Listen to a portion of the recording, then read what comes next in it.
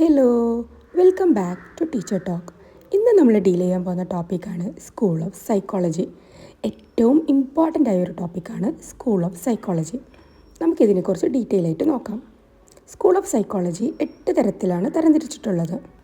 Structuralism, functionalism, behaviourism, school of psychoanalysis, Gestalt school of psychology, cognitive constructivism, social constructivism, humanism. ഇനി ഇതിൻ്റെ father ആരാ നോക്കിയാലോ.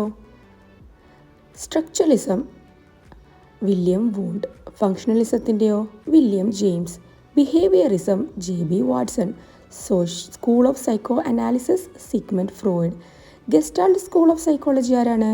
Max Wertheimer, cognitive constructivism Jean പിയാഷെ, social constructivism Noam Chomsky, അതുപോലെ തന്നെ Jerome S Bruner, humanism Carl Roger, അതുപോലെ തന്നെ Abraham Maslow. ഇതിനെക്കുറിച്ചുള്ള ഡീറ്റെയിൽഡ് വീഡിയോ എത്രയും പെട്ടെന്ന് തന്നെ അപ്ലോഡ് ചെയ്യുന്നതായിരിക്കും. Thank U.